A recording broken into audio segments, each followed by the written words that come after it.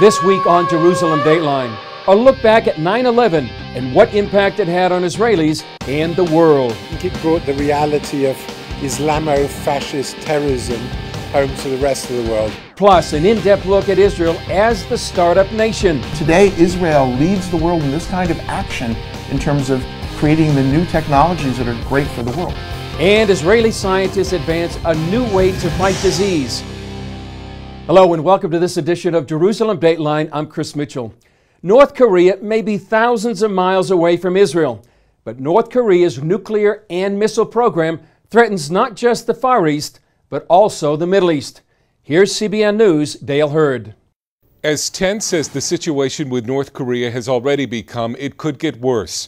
South Korea believes the North is planning another missile launch within a few days.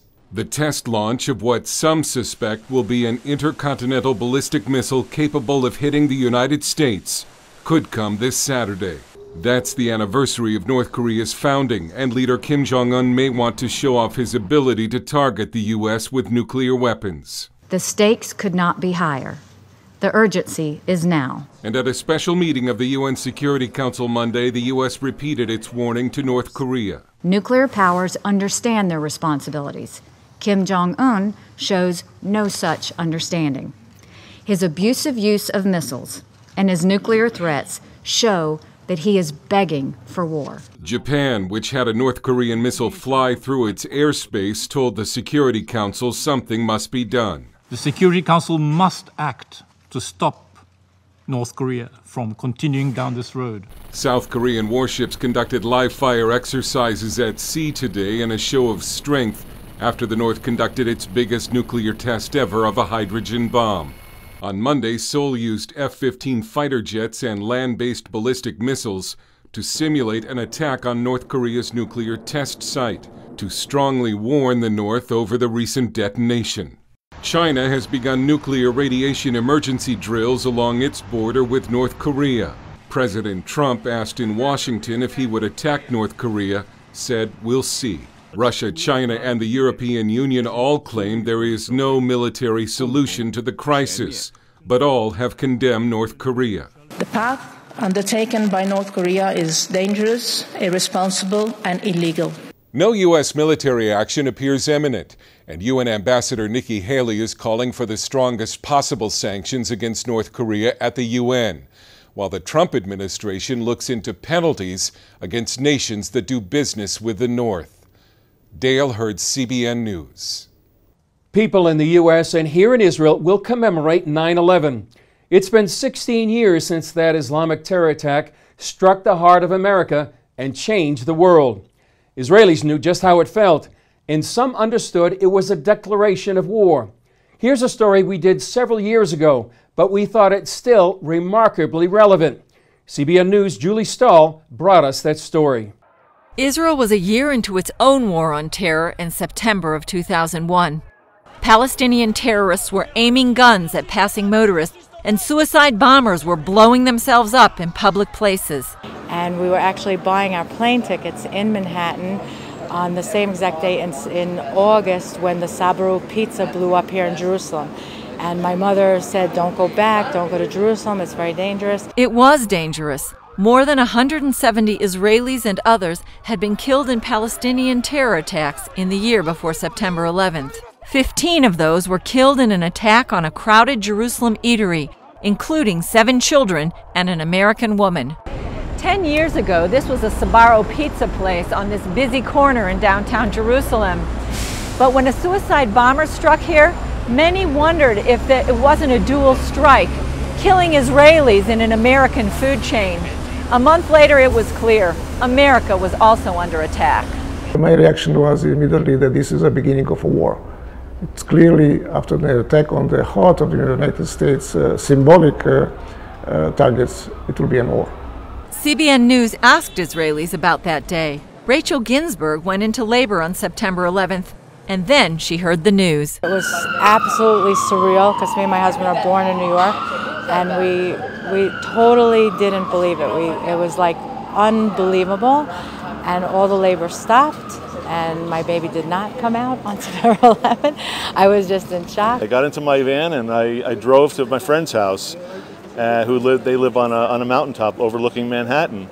And I watched the tower burn, and we were in just disbelief because a week before we were at their house enjoying the view, and now it was this fiery mess. Then all of a sudden the tower fell right before my eyes. And at that moment I knew the world had changed. I think it brought the reality of Islamo-fascist terrorism home to the rest of the world. We knew a lot about it. Eli Carmon is an Israeli counterterrorism expert. He says after 9/11, Al-Qaeda trained its sights on Israel. At the beginning, it didn't influence really Israel, but after the demise in Afghanistan and the Hamas successes in the Intifada, suicide bombings, Al-Qaeda decided to put the Palestinian problem at the head of their priorities and attack Israeli and Jewish targets. Overall, Carmon says, the West has had success in quelling major terror attacks. The question for the future, he says, is whether the uprisings in the Arab world this year will bring more Islamic violence into the region. To talk more about the impact of 9/11 and what may have changed or has not since then, I talked with CBN correspondent Julie Stahl and CBN News senior editor John Waggy in our studio. Julie and John, great to be with you to talk about these events, 9/11 looking back and also what's happening today. Julie, you did that story, and it's kind of an emotional one for many of us. My son used to go to Sbarro's for lunch, and what a blessing that he wasn't there, and tragedy for too many people. You mentioned in that story about Eli Carmon. What did he say, and why does that matter today? Well, he said, you know, he knew the minute he saw 9/11 that it was a declaration of war, and indeed we've seen that in the last 16 years. There's been, you know, different arenas, different places where things have popped out, or wars, but it's definitely been a war against the West. You know, the terror attacks. For years, Israel had warned and warned and warned the West, America, about different things, even about the pilots and the cockpits and airplanes. Yeah. And you know, people, I don't know how well they listened or didn't listen, but they didn't take heed. And what we've seen is what starts in Israel, what starts with the Jews, never finishes with them. It always spreads out. So it's not just against Israel, and we've seen that happen over the last 16 years. Many people say Israel's sort of like the canary in the mine. I mean, what happens in Israel is sort of something that's going to happen around the world. John, George Bush, President George Bush at that time, made a famous speech after 9/11. He said the axis of evil, North Korea, Iraq, and Iran. And why does that matter today? Well, he identified that, Chris, in a State of the Union address to Congress in 2002, right after 9/11, just a few months after. And in doing that, he really was prophetic in a way, and nobody pays much attention to that speech anymore. He nailed one of the three of the axis of evil. Iraq was taken care of in 2003, and all the aftermath, we know all the problems that existed with that, but Iraq is not one of those problems right now. Iran and North Korea are both on the verge of going nuclear, and nothing's been done. In the 15 years since 9/11, it's just as if they weren't an axis of evil, you know. And Bush said something in that speech. I was listening to an excerpt recently. He said, in any of these cases, Iraq, Iran, and North Korea, the price of indifference would be catastrophic.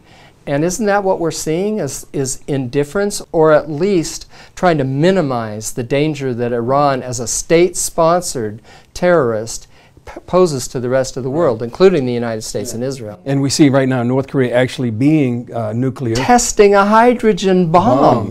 And with a missile, ballistic missile, that could reach the United States of America. Yes. So what Bush said in 2002 may come to pass, that it will be catastrophic that the world didn't act, that the world remained indifferent. And we're seeing some of this outplay. Right at the end of your story, Julie, Carmon said that maybe what's going to happen after the Arab Spring, we see that it really hasn't led to peace like some people thought. And just a few days ago, perhaps 24, 48 hours ago, Israel attacked a Syrian chemical plant in Syria. Now, there's no confirmation that it was Israel, but if Israel did do that, it wouldn't be the first time. Right. What is the first time is that it was not just a warehouse, it was a place where they actually developed weapons, and not just chemicals, but other weapons, missiles, rockets, for use against Israel, probably, or their own people. So probably Israel did do it, but we won't hear a confirmation on that. Yeah, so we really are on the verge of catastrophe, certainly with North Korea, John. Now maybe with Iran, its growing presence after, or as the Syrian civil war seems to be winding down. ISIS is being defeated or pushed back. Iran seems to be filling that vacuum with dire consequences for Israel. They are, and Iran's partner, Assad in Syria, has almost completely regained what he lost in fighting the Syrian rebels. And now we're talking about, on Israel's doorstep, an Iranian military base, an agreement between the United States and Russia that says that a ceasefire in Syria could allow that to happen. And so you put all these things together, and red line after red line after red line is being crossed, and you wonder how long Israel can stand, even if it has to stand on its own, how long they will tolerate this kind of encroachment. And one other thing, John and Julie, that we're seeing at the Congress, the Trump administration may be decertifying the Iranian nuclear agreement, sending it back to Congress. So we'll see exactly what happens there. That's going to be a big issue in the next few weeks or months. Well, Julie, John, great to be with you. Thanks for your expertise. And John, it's great to have you here in person in Jerusalem, and we look forward to your next visit. Always great to be here. Coming up, an in-depth look at how Israel is known as the startup nation.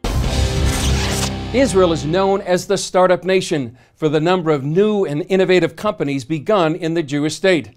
And according to a new report, Tel Aviv is becoming the startup city as a research and development hub for such corporate giants as Visa, Amazon, and Barclays. One Israeli at the center of this economic boom is Jonathan MEDVED, the founder of Our Crowd. We talk with MEDVED at his Jerusalem headquarters. Jonathan, thanks for joining us on CBN News. Appreciate it. It's great to be here, Chris. For those that don't know, what is Our Crowd? So Our Crowd is the world's largest equity crowdfunding platform. What that means is that potential investors can now go to a website or a mobile app and actually discover and find investment opportunities in private companies. The average investor says, wait a minute, I want to get into one of these startups early. So at Our Crowd, we find these investment opportunities, mostly here in Israel, but increasingly around the world. And then we negotiate terms with the company. We join with other venture capital funds who are backing these startups. And then we invite the members of the crowd to join with the general partner of Our Crowd and to fund these companies. So is this opening up Israel to a whole new... Absolutely. I mean, right now the majority of our funding is actually coming from Asia. And there are thousands upon thousands of investors who are hearing the story of what's going on here in Israel and say, I want in. I want to be involved in this incredible creation of wealth and also the creation of new technology. And to see not just that Israel's surviving, but Israel is thriving, that Israel is leading the world in so many technologies, whether it's agricultural technology or robotics or drones. This is a revelation. Everyone knows the story that the Red Sea split, but what many people realize is there was a gentleman named Nachshon ben Aminadav who was of the tribe of Judah. He was the Nasi of the tribe of Judah. And what we're taught is that Nachshon actually walked into the water before it split up to his neck. And it was only at that moment when he showed that commitment, that entrepreneurship, that leadership, that God then completed the miracle and opened the sea. And today Israel leads the world in this kind of action in terms of creating the new technologies that are great for the world. Do you see Our Crowd as sort of a catalyst for all this entrepreneurship and... People say, how do you like what you're doing? How do you keep track of it all? And I respond that I've got the dream job, the best job in the world. What do I do for a living? I sit around and I listen to people tell me their dreams. And then I have the ability to hopefully help them make it come true. I can't make it come true, but I can go then and raise money through the Our Crowd platform, hand them a check, which in many cases is millions of dollars, so they can start to develop the product. So we celebrate that entrepreneurial spirit of those Nachshon ben Aminadavs who walk into the water. And believe me, as someone who's built several companies in my career, and most recently Our Crowd, it is a little bit scary. Would you say this is perhaps a fulfillment of the promise too, talking about in the book of Exodus, but in the book of Deuteronomy it says that the Lord gives you the power to get wealth. Would you say that's perhaps a fulfillment Absolutely. as well? Look, in our tradition in Judaism, we have no celebration of poverty. Okay, poverty exists. You're taught to mitigate it. You're supposed to give tzedakah, to give charity. You're obligated to tithe. But business people are partners with God. Business people are creating wealth. They're creating jobs. They're helping move technology forward. And we have to celebrate that part of business. Business needs to be compassionate, care. For example, our companies here, when they join our crowd, they join a venture philanthropy fund called Tumura, which means to give back. And we provide, through our companies, a stock option plan which gives back to the community. So when the company actually realizes its dreams and gets sold for, God willing, $1 billion, there's money that rolls back into the community. When you speak to people, what's the main message you want to bring to them? Israel, first of all, loves and respects our Christian partners and our Christian brothers. And the groups who are working so actively to support and to protect Israel, your blessings and your prayers and your actions mean a lot to us. You see groups of tens of thousands, hundreds of thousands, dare say millions of Christians coming to the land to not just visit the holy places, but to experience the modern miracle of Jewish life reborn. The fact that Israel is out there leading the world in terms of innovation, that shouldn't surprise any Christian. It would be a surprise if it wasn't leading the world. This is the fulfillment of God's promise. And to sit together, whether it's through the vehicle of television or at other events, I find it invigorating and exciting, and welcome you and your community to work together and really make the world a much better place. Appreciate it, Jonathan. Thank you for your time. Up next, a look into a medical breakthrough that could affect millions. An Israeli innovation in the medical field could revolutionize stem cell research. This innovation would increase stem cell production, and that could put patients around the world in touch with life-saving treatments. CBN Middle East correspondent Julie Stahl has that story. Around the world, people are living longer. It is said that people that are born in the 21st century will have a median lifetime of more than 100 years. That brings new challenges to medicine. Dr. Shai Yarkoni of Select Biotechnology Limited says his company can help meet those challenges. So the 21st century medicine is called regenerative medicine. And the idea about regeneration is we move away from fixing with all the adverse effects that are there for the chemotherapy and the antibiotics and all of these issues to replacing. Stem cells, the body's building blocks, can provide an answer because healing is their main purpose. That's the way we were created. We constantly heal ourselves through the stem cells. They sense death. They know how to get to the area where cells are dying. For them, that's a signal for activity because they go there, they found out what's missing, and they become that tissue. While the medical world sees the potential, an urgent need remains for enough stem cells to conduct mass research that will lead to new treatments. Yarkoni says only Select can provide the enabling tool. We are the first one who took this biological approach and translated into a company with products and business. Thus far, technology has been incapable of isolating stem cells in a cost-efficient manner. The process begins in sterile labs like this with fresh or frozen stem cells. They're separated one by one, incubated, and run through a centrifuge, all to get one unit. We took this whole thing, this whole infrastructure, and condensed it into a simple product like this. Inside the bag, a mesh membrane mimics the healing process, basically telling mature cells to die while moving to activate the multiplication of stem cells that carry the healing properties.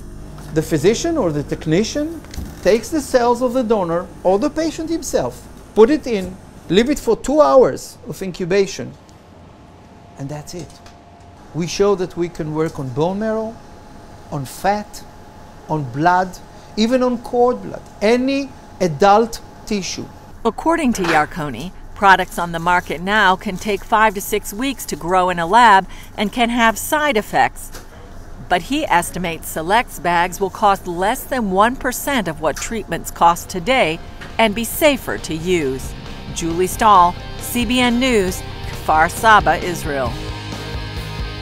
Coming up, Israeli families take a behind-the-scenes look at how the police protect both Jews and Arabs. Like children in many parts of the world, Israeli children are back at school. But before they returned, the Israeli police held an exhibition showing how they protect the public.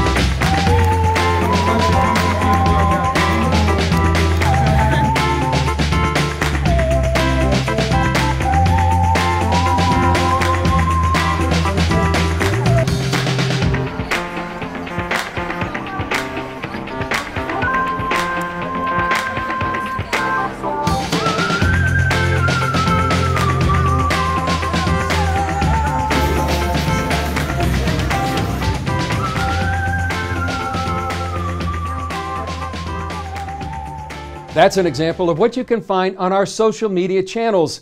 So please check us out on Facebook, Twitter, Instagram, or YouTube. That's all for this edition. Thanks for joining us.